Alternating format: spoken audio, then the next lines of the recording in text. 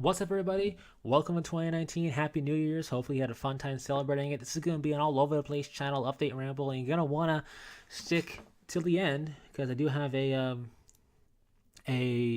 kind of special question to pose. It's going to involve a video that will be happening in March. Spoiler alert: March marks the 10-year anniversary of this channel. So, if you want to know more about that, watch through this video to the end, or just skip around to the end mark at some point and you'll learn more on that. So with that little, I guess, tease out there, if you want to call it a tease, Happy New Year's again. So new year, new you. That's what they say. And with this hobby, there always comes resolutions. And I like to look at goals over resolutions because goals sometimes are something that can be achievable quicker rather than doing something over the course of a year. So for 2019, what is your big hobby goal or your hobby goals? And I'll share with you mine. My hobby goal for 2019 is to do something that I've been wanting to do since I've moved to where I live now, and that is have a proper office nerd HQ command center setup, as silly as that sounds. It's very ramshackle, right? I took what I had when I moved and used for my computer, and I just use it for my computer, and I put a table next to it, and it's just there to work, get out of the way of stuff, and being a creature of habit because it works what I do. I haven't changed it, even though I knew it was a temporary thing from the get-go. So that needs to stop. I need to do a proper setup. And that's the big reason why I haven't done anything hobby-wise specifically aside from just some test airbrushing, which isn't in the same room, but it's the only thing I've done. So yeah, that's my big goal is to get a proper setup because knowing it's a temporary thing and having it be the embarrassing mess that it is, I didn't even try to do anything earnest hobby wise because I knew it was going to be temporary. I didn't want to get involved and have to move everything in a big upheaval and potentially lose things, get things even messier. So I didn't really do anything. And I want to get a proper desk set up. I have the table I want to do hobby stuff on. I just got to put it where I want it. And getting this proper setup going is going to really organize this room better. It's going to be probably even bigger mess than it is once I start because you have to move everything around and everything. But once I get the foundations set where I want it, I go from there. Organization will happen. Storage capacity will be better. It'll be neater and organized. And when you do that, you get more room magically. It's kind of crazy. You may be using that space, but you get more space to use, more usable space. And that's the super goal for that. And in doing that, I'll have a setup that I can get invested in doing hobby stuff with again. Because right now, I'm really not invested in that. Because I know I'm going to be moving it. I just been putting it off. Life, gets in the way, being busy with work and all that jazz. So it happens. But once I do that, then I'll be able to do my second big hurdle, which is repair my Warhound Titan Apollo. He was damaged when he was in storage for like a year and a half, 2 years.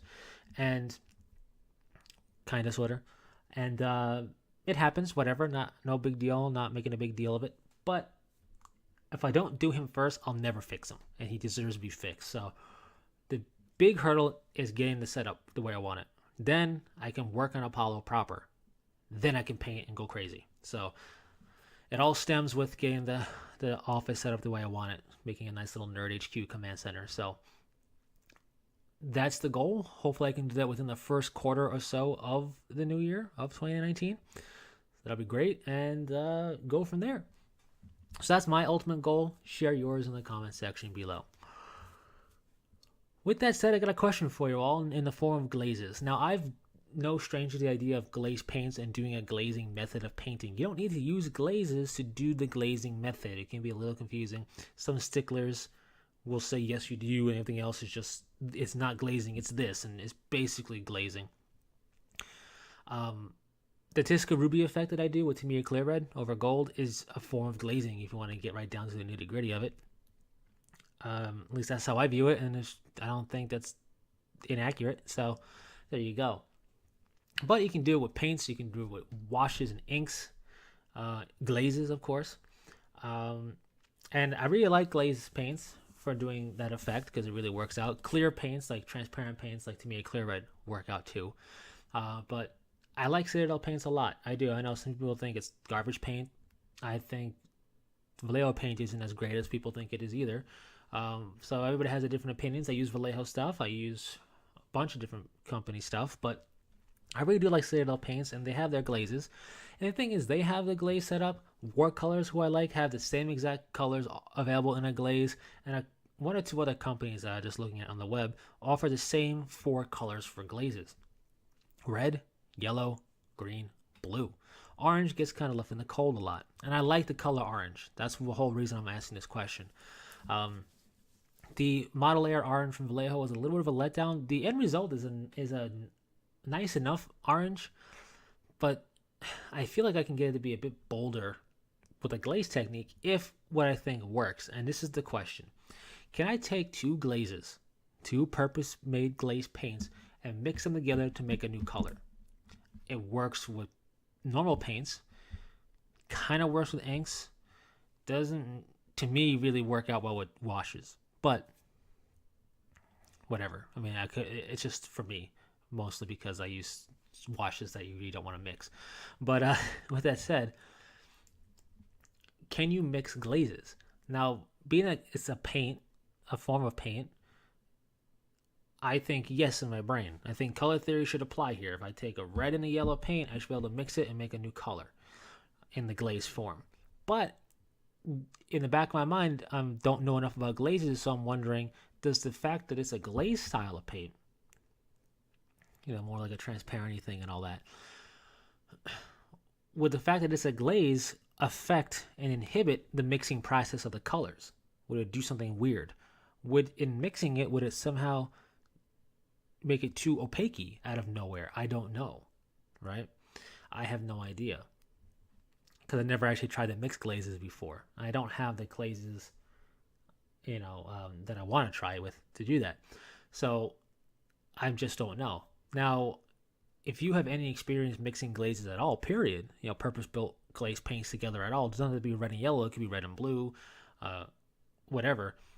If you have, by all means, share your results in the comment section. Did it work out the way that I'm thinking it's going to work out and the way that you probably thought it was going to work out? Did it work out like traditional paint mixing does, or does it not work that way? Would it be a successful venture? Because if it is, I'm willing to try. But if ultimately it's not going to work out the way I'm thinking, I'd love to know that so I don't waste time and money on it. Because there's a lot of cool glazing tutorials out there, and the way in which I want to glaze a model up is a cool thing I found on the web, much like other glazing techniques. And it was shown with yellow, which is why I really liked it, because I want to do a second Lamenter's test model, and that's the way I want to do their yellow once I get to it. But I also want to really try with orange, if I can make an orange glaze out of the red and yellow glaze from Citadel. So if I can mix them, I'd love to hear about it. Share it in the comments. If it works out the way I'm thinking and the way traditional paint mixing does, then that'll be a lot of fun. But I don't know if it does. I don't know if it's going to work out the way I'm thinking, because why only have 4 different glaze colors unless they're just leaving up to the painter to mix it how they want? I don't know. So any information, we greatly appreciate it. Knowledge is power and all that jazz. So with that said, the poll results are in. The poll is closed. I will be deleting the poll, I believe. I'll have to double check. I don't think I can edit the I like to keep it up for posterity's sake, and I don't think I can edit the question anymore. So I don't know. If I can't, I'll have to delete it to avoid confusion and people voting where it doesn't matter anymore. But I had a poll up for Preheresy and Codices, basically asking you all, should I wait on doing... Basically, I said, should I skip the Dark Angels, Blood Angels, and White Scars when updating Preheresy and Codices for the time being? Because right now, the Horus Heresy series from Forge Rules on a bit of a... I don't know if it's on a hiatus or it's just on the back burner. There's reasons why, and I do get it at the end of the day, but it's been longer than I think even they were intending for having the next book come out or anything like that. So with that said, who knows if we're going to get, at least information-wise, more stuff on these 3 legions. So I was wondering, should I wait for Forge World support, more of a proper Forge World support, or should I do them alongside the other legions anyway? So 16 people voted, which is great. I honestly thought I would get like 5 people voting. So the fact that 16 did is pretty awesome. And winning with 62% of the votes is to not wait and to do them alongside the legions. So that's what I'm going to do. There's even a comment, and the commenter made, voted to do them alongside the legions and commented as to why, and that's cool. And to basically sum it up, they said that for the sake of those new to the lore and their possible confusion, they'd like to see these legions done alongside the other ones, just update them later once we get the support. So that's a fair and valid point, and I will be doing just that since that's what won. So thanks very much for everybody who participated in the poll. I do appreciate everybody's participation, and look forward to potentially doing polls in the future because kind of fun. But with that said, as I mentioned in the beginning of this video, 10 years. This channel was started in 2009 in March. So this won't be a poll, but it will be something in the community tab that requires participation. I've been thinking about this when I saw a couple weeks ago that this channel will be 10 years old in March. I was like, wow, that's crazy. 10 years is ridiculous. It doesn't feel like 10 years. It just feels ridiculous that I'm still doing it, right? For anybody that cares to watch. So, with that said, I thought, one thing I've done with this channel is always kept it focused on the hobby. 40K for the vast majority of it, with a little bit of Battletech sprinkled in here and there. Always kept it on the hobby, never really wanted to veer off or have it veer off or anything. So I thought, to celebrate 10 years of this channel, I thought if people want, it all depends on participation here, I can do a Q&A video in March at some point. So I'll post it in the community post that I'm going to leave. I'll give the cutoff date, which is going to be March 1st. So you have basically roughly 2 months to post your question for an Ask Me Anything Q&A, anything within reason. So if you want a Q&A video to happen, by all means participate and ask your question, and it can be on anything within reason. Can be completely in the opposite direction from the hobby. It doesn't have to be hobby specific at all. It can be, food. It can be anything. Any question you may have because you're curious. Because why not? I figured it's 10 years. Let's see who wants to ask a question, and then do a ramble in March. That marks the 10th year of doing this channel. That's when I'll do a Q&A. So from now until March 1st, and I'll post that in the post I make in the community tab. Leave your question as a comment to that post. So don't pose your question here. Leave it in the community tab as a comment to the post I leave, and I'll just look at all those questions once I decide to do the video after March 1st, and I'll go through them and I'll answer them. So I'm hoping, it's always a risk. So I'm hoping to have some decent participation. Enough so I can do a video on it, not to have like 2 questions, and we'll see. Not everybody's up on doing Q&A videos, but I thought it's a special occasion, a decade's worth of time doing this channel. Why not have a Q&A?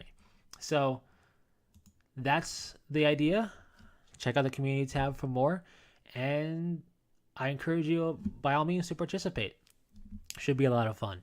Anyways, thanks very much for tuning in. It's 2019, 10th year of this channel coming up. Kind of crazy. What's your big hobby goal for 2019? Do glazes work the way I think they do for mixing? Stay tuned for pre-heresy and codices. No legion will be skipped. And if you want to participate in Q&A, go to the community tab and leave a comment to that post with your question. You'll have until March 1st, and I'll post that. I'll make that clear in the post. Anyways, thanks very much for stopping by. Until next time, leave any question, comments, or requests in the comment section, and take it easy.